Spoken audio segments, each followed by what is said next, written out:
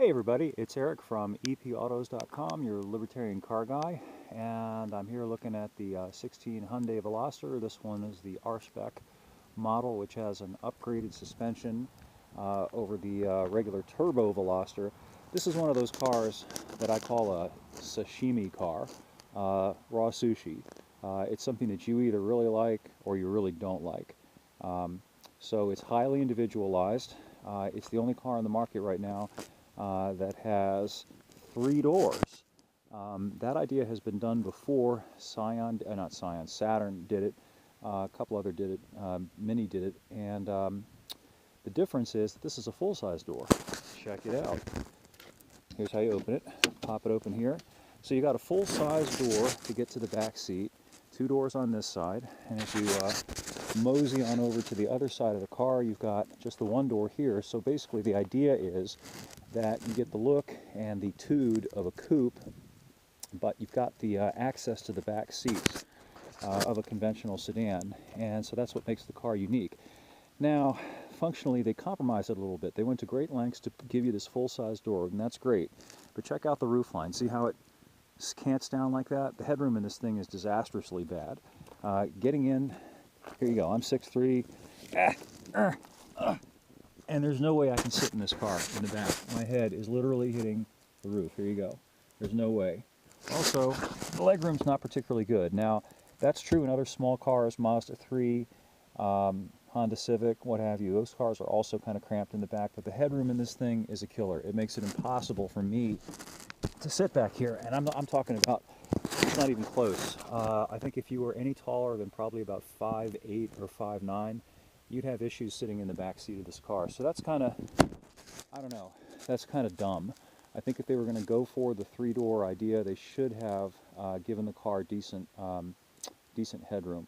It does have fairly usable space as a result of the hatchback layout, and of course you can drop the seats and you can haul a bunch of stuff in this car. But if you check the cubic feet that are available, it's really about the same as other smallish sedans, Ford Fiesta, Mazda 3, etc.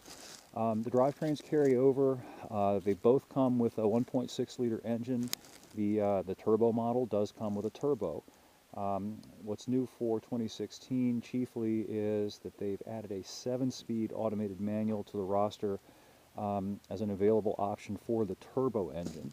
The regular 1.6 without the turbo comes with either the 6-speed manual or a 6-speed automated manual.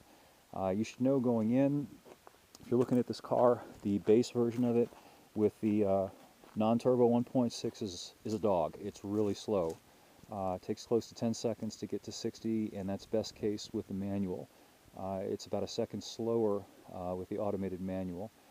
And probably the chief reason for that, which I get into in my review, which is up on the site, is that it doesn't have the turbo. If you look at the Mini Cooper hatchback, it's got a 3-cylinder engine as its standard engine, smaller displacement, 1.5 liters, but it has a turbo.